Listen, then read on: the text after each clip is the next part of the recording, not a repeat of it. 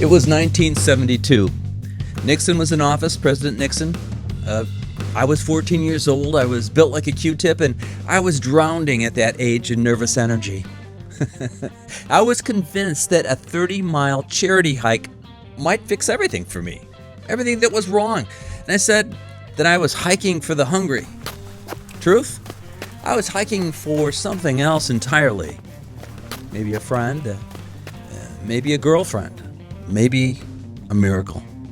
When you're 14 years old, everything's kind of a miracle. This is the story of that hike. A day of sunburns, a day of polyester, and epiphanies for me. Spoiler alert, world hunger didn't end. But something else started that day.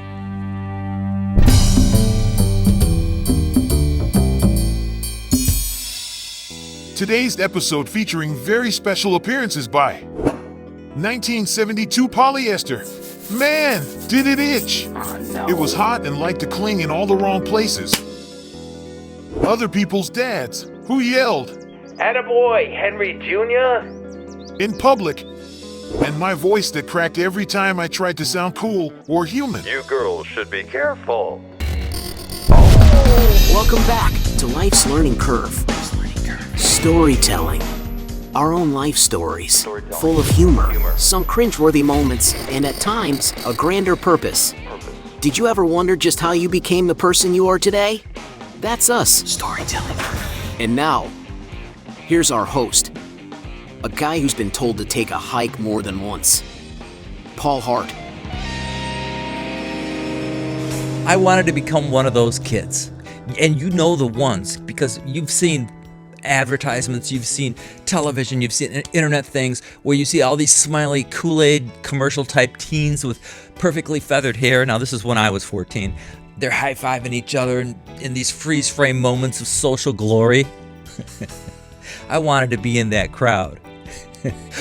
Who didn't, I guess? But first, I had something much bigger I had to figure out how to do.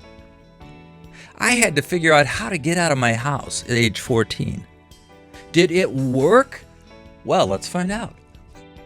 I'm glad you're here with us today. I'm Paul Hart, as always. Sebastian. Life's Learning Curve. Episode 92. Technicolor Teenager, 1972. Stand by. As I said, it was the early 1970s, and I was this 14-year-old kid trying to figure it all out. I guess I had reached that sacred age where I no longer wanted to be a kid. I wanted to be liked, not just by my buddies or the lunch lady who gave me extra tater tots with that creepy wink. Ew. I mean, liked, by a girl, any girl at all. Surely, somewhere in that junior high school ecosystem of Aquanet, Bonnie Bell, lip gloss, and folders covered in bubble letters, there had to be one. Just one, who might think I was worthy of a smile, a note, or a seat next to her on the bus that didn't feel like, charity. But the questions came fast and loud, like a boombox you couldn't turn down. What do I need to wear to be this person? How should I walk? Do I need sideburns? By the way, how is it that you get sideburns? Am I supposed to have a mysterious past or just really good handwriting? Do girls like humor or do they prefer guys who can throw a dodgeball at Mach 3? How do you know when someone likes you? Do they blink more? Do they throw things at you? Is there a signal that I'm just unaware of? I spent the entire afternoon trying to decode these mysteries using nothing more than reruns of The Brady Bunch to help me, and the body language of girls who may or may not have just had something fall into their eye.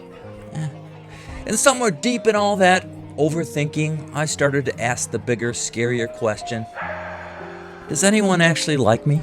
Or was I just that weird guy who quoted Fire Sign Theater all the time and had opinions on peanut butter brands? So back then, I didn't want to be cool. It wasn't about that. I just wanted to be seen, maybe even smiled at. Once.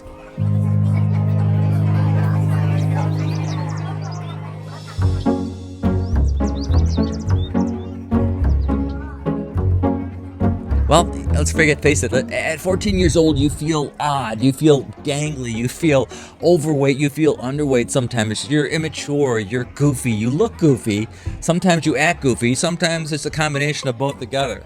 You're highly impressionable and just overall awkward. I felt that all the other kids at my junior high school, which they now call middle school, my junior high school, I felt they all had these very well-established social lives already, that they had all figured this out on their own somehow, and they had this defined, a definite and decided social group that they were with. It turns out those type of things just happened. They weren't set up ahead of time. See, but in my junior high school, the cafeteria, back in those days we called it the Commons. We were too hip to call it the cafeteria. It's the Commons, because a lot of common things apparently happen there. So the Commons was more socially charged than, well, say, Studio 54 back then. The tables at lunchtime, they were carved out by cliques like medieval kingdoms. You had the sports guys, the cheer council, the sports girls, the band people, the realm of the freaks. The place was buzzing with body odor and judgment. What's that smell? Okay, fathead. These were the days before anti-bullying campaigns, and you learned to duck emotionally and eat fast. As for me, I sat at the table of silent lunch meat, as I like to call it. It was the football guys. We communicated mostly through complicated shoulder shrugs and aggressive chewing. Then one day, a flyer landed on our table that was being handed out to all the tables in the Commons. It landed on the table like that dodgeball that always seemed to find your face in gym class. Sudden, unwelcome, and weirdly personal. Come on. I picked up the flyer and I thought to myself, 30 miles, Mother's Day, charity hike, raise money for starving folks, be a hero. Also, maybe wear a headband. A headband? Yeah. After hearing about this brochure on the table, this hike, the football guys just said a few words. They laughed and said it would interfere with practice. Practice? We were 1-6 that season. That was the moment that I knew if I was going to break out of my awkward shell, which I most definitely was in, I needed a new lunch table. And fast. So I picked one. Not just any table, but the one that sounded like a late-night radio show from the future. It was a bunch of fast-talking, wisecracking, bright kids. So they weren't weirdos. They were writers, or at least they thought they were. Every single one of them was convinced that someday they'd write for Johnny Carson, who was the top comedy guy on television at the time, and TV was king at that time. Or at the very least, get a cartoon published in National Lampoon magazine. Welcome to Cafeteria Table 7, featuring Mike, Dave, Fred, Steve, Larry. And introducing Paul. 14-year-olds comedy writers and workshoppers at their best. Let's look in. Oh, it was so cool for me. It was like discovering my own junior high Rat Pack. That is, if Frank Sinatra wore thick glasses, quoted Star Trek, and thought puns were a legitimate form of art. These guys weren't crooning in Vegas. They were arguing over who wrote the best fake ad for a cafeteria burrito. And somehow, I fit right in. Okay, listen to this. National Lampoon's High School Yearbook parody. I read it last night, page 74. It says here the kid signs his name in blood. Yeah, that's right, he sent it in blood. Yeah, but the real genius is this article here, the obituary for the class hamster. I mean, it says, here National Lampoon, it says, survived by 2 whales and a chewed-up water bottle. That's comedy poetry. I laughed so hard my body made a noise I'm pretty sure avoided the warranty. You know, if Mad Magazine peaked in 1968, what exactly are we reading now? Is this post-peak Mad? Are we mad at Mad? Maybe we are the peak, right now. See, at this lunch table, these guys didn't gossip or anything. They workshopped. So the entire 30-minute lunch period in the cafeteria, the Commons, were full of one-liners, fake radio ads, fake movie trailers, sketches about cafeteria food, revolting against the lunch lady. If you sat at that lunch table, you had to pitch. Now, every lunch felt like a staff meeting for a show that hadn't even been invented yet. And the vibe? It was electric. Ideas flew faster than we could eat. We mostly laughed. Okay, picture this. A sitcom about a school janitor who's secretly a retired spy, and we call it Mop Secret. Or how about Saved by the Smell? It's set entirely in the middle school locker room. The laugh track will be sold separately. Wait, guys. Here's one. Cafeteria Justice, a drama about a lunch lady with a mysterious past and a ladle that doubles as a lie detector. We weren't just weird. We were being creative, I guess, and we were writing the future of syndicated television in between bites of tater tots. As the guys bantered back and forth, I thought to myself, I remember thinking this, these guys are the greatest, coolest guys in the school. They're not trying to be something. They were something better. They were clever. They were strange, but in the best way. They were confident in what they were doing. And finally, I found a table where I just didn't sit. I belonged. Oh, yeah. And I was in. Comedy gold. Now let's go back a year to the previous school year. A year prior, that first year, I didn't go on the first hike for hunger. As a matter of fact, I couldn't. My mother and the rest of our extended family were celebrating Mother's Day with my aunts, my grandma, and their families at a fancy restaurant called the Clock Tower Inn just west of my town. So there I was, with my family, stuck in a sport coat and a clip-on tie, eating roast beef. Man, Phyllis says, Hey, Polly, down there.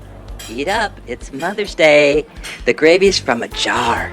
It's fancy. And Phyllis, this gravy tastes like missed opportunities. Touche, Paul. I felt a bit guilty. After all, it was Mother's Day, and all I could think about was, well, it was about me and that hike for hunger. After the nice family meal, we took a nice family photo outside. Even though I smelled nicely in the group family photo, all I wanted to do was be out there, away, on the road with the other kids, not sitting on the crushed red velvet upholstery pretending the Clock Tower Inn was high society. Happy Mother's Day. As we drove home from that Mother's Day dinner, I pressed my face to the window of the backseat of the car, staring down from the upper highway down below, over the overpasses. And there they were. Miles and miles of teenagers winding like a Technicolor ribbon through the rural roads below. That was the hike for hunger. That was where I wanted to be. Even though I knew full well there'd be no hiking for hunger for me that year, I still watched them as we drove by like it was the life I'd ordered, but it got delivered to someone else.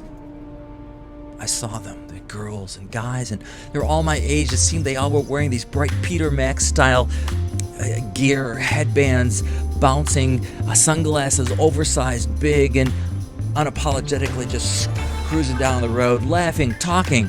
They looked like they all belonged in a Zoom magazine ad. Remember Zoom magazine, if you're older? Or closing credits of a youth documentary. Were they marching to fight hunger? Maybe. But it also looked like, well, it looked like they were marching to be seen, to be together, to be... And me, I was still above it all, literally watching from the expressway. But I knew, deep in that moment, next year, I wouldn't be watching. Next year, I'd be there. And I was. Sort of.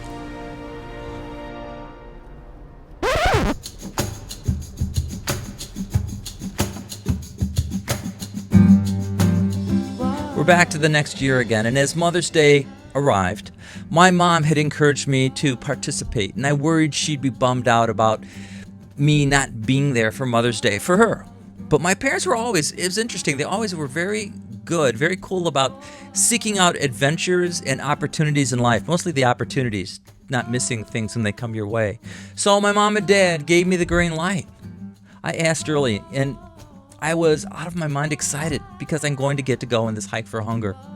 But I kept it to myself. You couldn't see it on the outside, but on the inside, I couldn't wait. You ever had that feeling? And as Sunday approached, everything was set. Weather was sunny. I had my Adidas sneakers laced tight, and my tie-dye shirt, which was fairly new, but I was going to wear it. I had it laid out like it was going to be battle armor for me. And most importantly, I had my crew of comedy writers to walk with. Or so I thought. Hello? Yeah, hey, can't go, man. My mom said if I miss brunch, she's writing me out of the will. My family's going to brunch and a garden show. I've been threatened with landscaping if I don't go with. Hey, I'm out. My mom said if I skip Mother's Day brunch, she'll put me up for adoption. Retroactively, of course. Hi, Paul. Listen, hey, my mom said if I skip her special day for a hike, she's gonna replace me with a hog. And she means it. She says she probably won't even know the difference between the two. I gotta go with my mom. It's Mother's Day. She told me that she's going to tell the church I've joined a cult if I don't go to Mother's Day dinner, so yeah. Each mom seemed to be throwing a fit when they found out their kid would be home to celebrate the ostentatious holiday. Yep, so one by one, my comedy writing comrades scattered like cue cards in a wind tunnel. I guess I'm just a one-man comedy hike now. That night, I barely slept.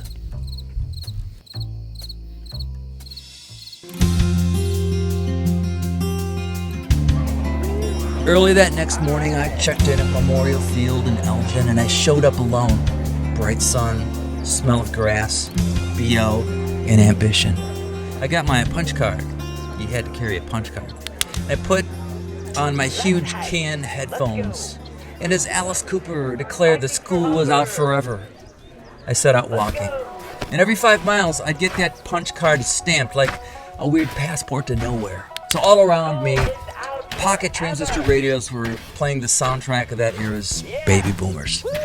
Music like Layla was out that year by Derek and the Dominoes of Eric Clapton.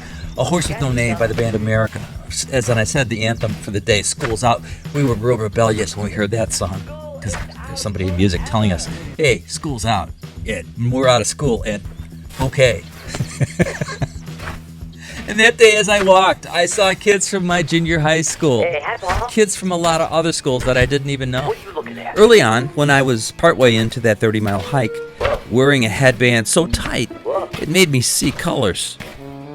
A complete stranger saw me loosening the headband as I stopped along the roadside, and she said, Are you gonna pass out, or are you gonna keep walking, weirdo? What?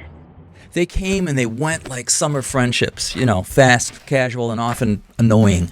Like this one kid, Kevin, who insisted on narrating everything he did out loud. Now, Kevin was in my geometry class. Left foot, right foot, hydration break. Left foot, right foot, and back in the zone. Here we go. Left foot, right foot.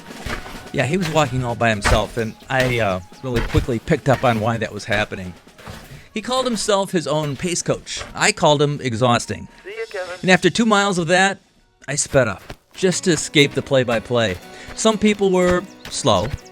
You know, they were at their own pace. Others complained I hate this. constantly, frequently, or often. Never again. Like I remember there was this girl named Janelle from my homeroom who insisted on retying her shoe. I swear it was like every 10 steps. Wait, I got to tie my shoes. Wait, I think my socks shifted again. That's why my energy's off. Then there was Todd, who brought a full-size boombox, but forgot extra batteries, so he was carrying this big radio player. Without music, I lose motivation. Also, I think I'm allergic to sunlight. And Ben from algebra, he walked like he was in a funeral procession. My legs weren't built for this. I'm a mathlete, not an athlete. Oh. At mile 8, one girl actually sat down in the middle of the road. We were walking on the side of the road in the shoulder, and she declared, I'm emotionally done. By mile 10, I realized I wasn't hiking with a generation. I was dragging one along with me. Kids came and kids went. I made small talk, but honestly, I just kept moving. Most of them were quitting after 10 miles anyway. Hey, you think they'll give us a ride to the finish line? My feet are literally going to fall off. I remember that I passed them and I just kept walking.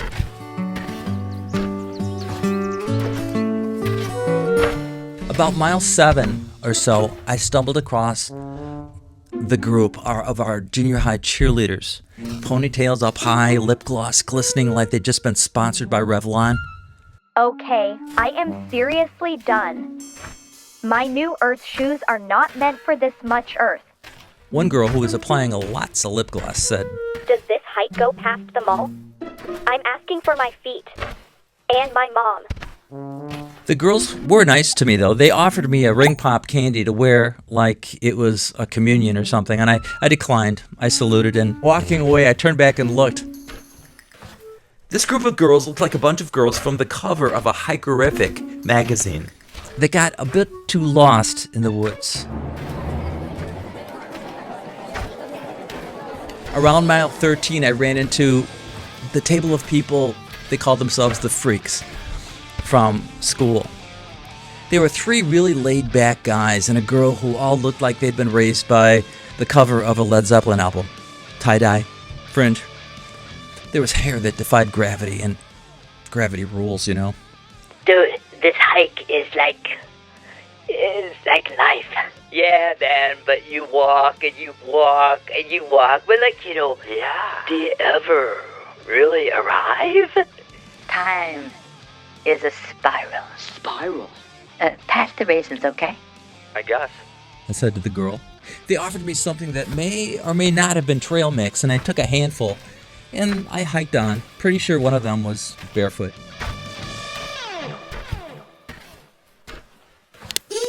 Now, mile 20, I heard someone up ahead playing a kazoo.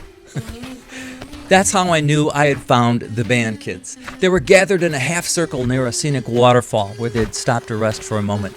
They were applying chapstick like war paint. A boy named Kenny, wearing a trumpet case as a backpack, yelled, Hey, Pop! It's you! Hey! We're gonna stay here until someone calls their dad to come pick us up. You in? I'm okay, Kenny.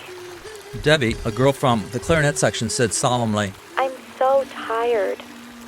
My rear end is wiping out my footprints. Another boy, Ron, from the drum section, said, I tied my bandana too tight, and now I can't feel my face, but I'm comfortably numb. They waved me in, like I was being inducted into a jazz cult, but the vibe was less Miles Davis and more of mild despair. I kind of waved back and got my punch card stamped right there and just kept moving. See you guys later. Eventually, I just began to jog. Not because I liked jogging, I hated it. But somewhere between stubbornness and teenage adrenaline, I felt weirdly invincible. By the time I hit mile 25 of that 35-mile hike for hunger, I was still all by myself. Finding a group or finding new people to meet and laugh and hang around with, well, it just didn't seem so important anymore. I questioned myself, why did I ever want to become one of those kids? You know the ones. Those smiling Kool-Aid commercial teens with perfectly feathered hair, remember? High-fiving each other, freeze-frame moments of social glory. Why? Why did I ever want to be that? However, by that time I was aching, and I was aching everywhere. My legs were cramping, and I thought about maybe packing it in for the day. 25 miles of walking when we're not walking 25 miles a day is a lot, and I wanted to quit. But then, I don't know, I just didn't. So, I crossed the finish line that day. No parade, no banner, no announcer, no crowd. Just a clipboard, a final hole punch, and 3 payphones over there. Soon enough, my dad was there, waiting with the car. I'll tell you what, I was very glad to see him. Wearily, I climbed into that Buick. I was tired. I was like a kid who had just ran laps in corduroy, sticky, stunned, and wondering if that smell was coming from me. I didn't say much when I got in. Pretty common for me. I just collapsed into the passenger seat like some war-weary foot soldier. The smell? Immediate, bold, somewhere between gym locker stew and feet that had made bad life choices. My dad's smile changed to concern as he glanced over. My hair was matted and my shirt had developed a second texture. I radiated heat like a small exhaust furnace. Hey, hi, son. So, you made it. My dad asked me. He rolled down the window just a little bit to deal with the smell. I nodded once. I didn't even speak, I just nodded. My dad gave me a side eye, half smiling, half trying not to, dry heave probably. Well, I'm really proud of you for going that far. We didn't know if your mom and I didn't know if you'd be able to go all the way, but you did, and I know a lot of kids dropped out along the way. He said, breathing through his mouth like he was coaching himself through childbirth. And that was that. My dad didn't gush and he didn't preach, and he began driving with the windows all the way down now, and the wind was blowing through what was left of my dignity. And the scent of victory, or something like it, still clinging to the vinyl seats. Are you sore? Now, I was barely able to move or even evaluate at that time, so I just said, I can't tell yet, Dad. It was just then he looked at me, and I must have been shaking or something. He grimaced a bit, and then he gave me some real and true dad wisdom. Here's what he told me. He said, Listen, Paul, try not to limp. Try to walk normal. Force normal. Let the body reset. If you limp or walk crooked, everything is going to stay out of sync. Okay, I thought, that sounds good, makes sense. What did I know about a recovery like this? It turns out Dad knew about things like that because in World War II, he was a Marine, and they had many physical challenges, hikes, being left in the woods, and having to find your way back. So he had some experience in that department. Then my dad said to me, Now listen, most important is tomorrow at school. Don't talk about the pain you're in. Stay humble. Keep it to yourself. Walk normal. Even if it hurts, you'll heal faster. All right, let's get to bed. Big day tomorrow.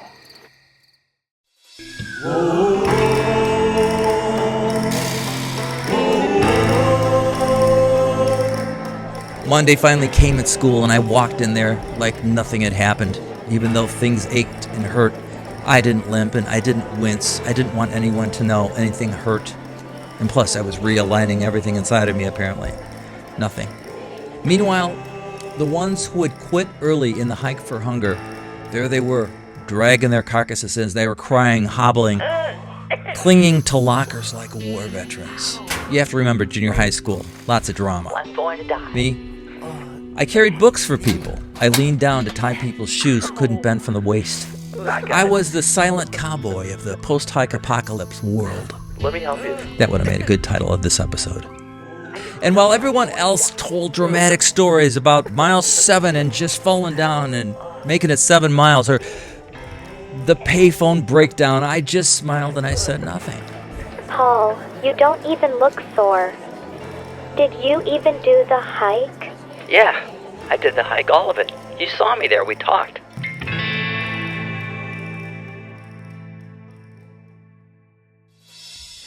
Turns out, I didn't need a crowd to find myself. I didn't need a tribe, a clique, or even a halfway decent walking buddy. Somewhere between mile 11 and my third blister, I discovered something I didn't even know I was carrying. An engine, a drive, a personal pep squad made entirely of, well, it was made of me. Apparently, I come standard with stubbornness, poor pacing instincts, and just enough existential angst to walk 30 miles alone. And I have to tell you honestly, not bad company.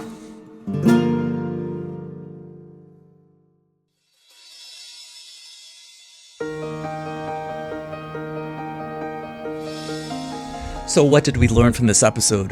What did I learn? Well, looking back, I think I got bamboozled.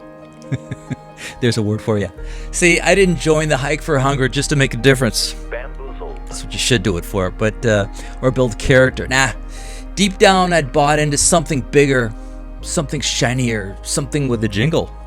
I'd been suckered in by the flash-happy, rainbow-blasted marketing machine of the 1970s. The one that said if you wore the right tie-dye, if you drank the right soda, the right pop, if you flashed enough peace signs, you'd magically become cool, confident, surrounded by friends, and even kissed on the cheek by someone who smelled like strawberry shampoo. See, I believed all those TV ads back then, and I did. I look at them and thought, well, this is real. The Kool-Aid kids were jumping into rivers, and the skateboarders in tube socks flying past their smiling mothers. The grinning teens at the end of every commercial, arms slung over the shoulders like this perfect cult of youthful joy. And I thought, yeah, I could be one of them. I just need to walk 30 miles and wear better shoes. Turns out, happiness didn't come in a brochure, and the popularity thing, that wasn't in the punch card either. What I found, sweaty, sore, and alone on those cracked, rocky roadsides, was something better. It was me. The me who shows up, even when nobody else does. The me who finishes the hike, not to be seen, but to see if I could. So yeah, the ads stretched the truth. They lied sometimes. But I'll tell you what, they got me out of the house. The hike for hunger got me out of the house on a Sunday and saw lots of people. And that part worked. For Life's Learning Curve, I'm Paul Hart.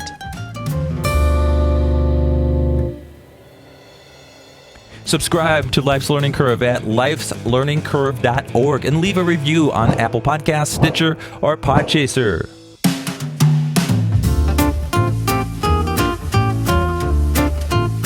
Episode 92, Season 7 out of the Life's Learning Curve podcast. Technicolor Teenager, 1972, was put together by Sebastian T. Dog and Paul Hart. Find us just about everywhere podcasts are heard. Our website, lifeslearningcurve.org. While you're there, please subscribe. We'd love to have you aboard. This episode has imaginative voice recreations. To protect the privacy of others, some names have been changed and characters conflated.